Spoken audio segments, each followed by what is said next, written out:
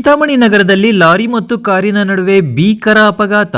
ಚಿಂತಾಮಣಿ ನಗರದ ಎಂಜಿ ರಸ್ತೆಯ ಕೋಲಾರ ವೃತ್ತದ ಸಮೀಪ ರಸ್ತೆಯ ಬದಿಯಲ್ಲಿ ನಿಲ್ಲಿಸಿದ್ದ ಲಾರಿಯ ಹಿಂಭಾಗಕ್ಕೆ ಕಾರೊಂದು ಡಿಕ್ಕಿ ಹೊಡೆದ ಪರಿಣಾಮ ಕಾರಿನ ಮುಂಭಾಗ ಸಂಪೂರ್ಣ ಜಖಂಗೊಂಡಿದ್ದಲ್ಲದೆ ಕಾರಿನಲ್ಲಿದ್ದ ದಂಪತಿ ಗಾಯಗೊಂಡಿರುವ ಘಟನೆ ಭಾನುವಾರ ತಡರಾತ್ರಿ ಸುಮಾರು 11 ಗಂಟೆ ಸಮಯದಲ್ಲಿ ನಡೆದಿದೆ. ಇನ್ನು ಅಪಘಾತದಲ್ಲಿ ಗಾಯಗೊಂಡವರನ್ನು ಚಿಕ್ಕಬಳ್ಳಾಪುರ ಜಿಲ್ಲೆ ಶಿಡ್ಲಘಟ್ಟ ತಾಲೂಕಿನ ಸೊನ್ನೇನಹಳ್ಳಿ ಗ್ರಾಮದ 40 ವರ್ಷದ ರಾಘವೇಂದ್ರ ಮತ್ತು 35 ವರ್ಷದ ಸೌಮ್ಯ ಎಂದು ಗುರುತಿಸಲಾಗಿದೆ.